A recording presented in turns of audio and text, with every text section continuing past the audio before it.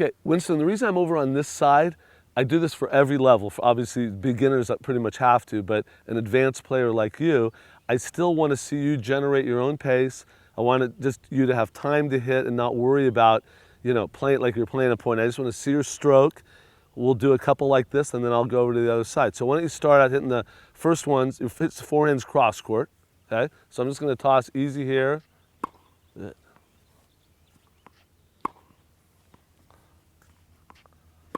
Great. I think we're done. Your forehand's perfect. See, now that's the problem. People get upset when they come take a lesson and they're not hitting the ball well. I said, I want to see you not hit the ball well so I can see maybe what your problems are. A lot of people get upset. They want to hit a perfect ball, which you just did. You hit all those great. So obviously, if I was hitting to a higher ball, moving you around, it might be a little different. But right there, your preparation's good. Your balance is good. So let's do a couple more. Great. That's it. See, it's good like that one. I don't know, that may have gone near the baseline, may have gone a little long, but every ball, you need to move your feet. I don't care if you think it's the perfect ball. So you hit two good forehands, then you got a little lazy and you kind of hit it leaning back, and then you hit that one too close.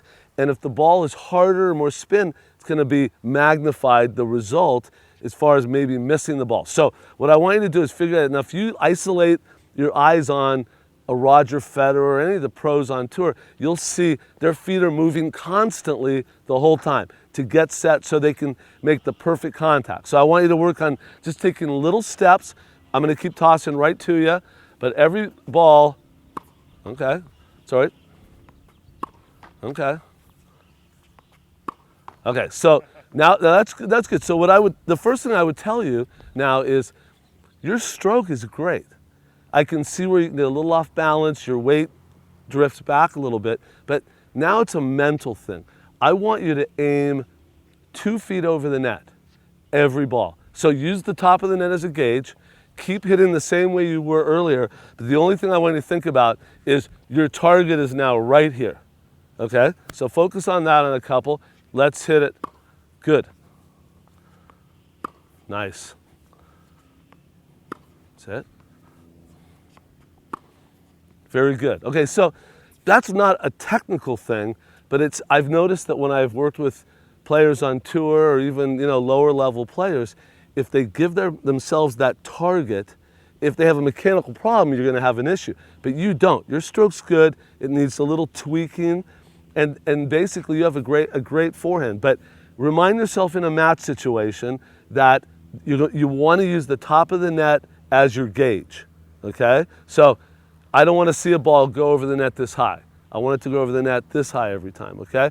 It won't. They'll probably go lower, but overcompensate a little bit, especially with the amount of topspin you get. So let's hit 3 more forehands, and then I'll go over to the other side.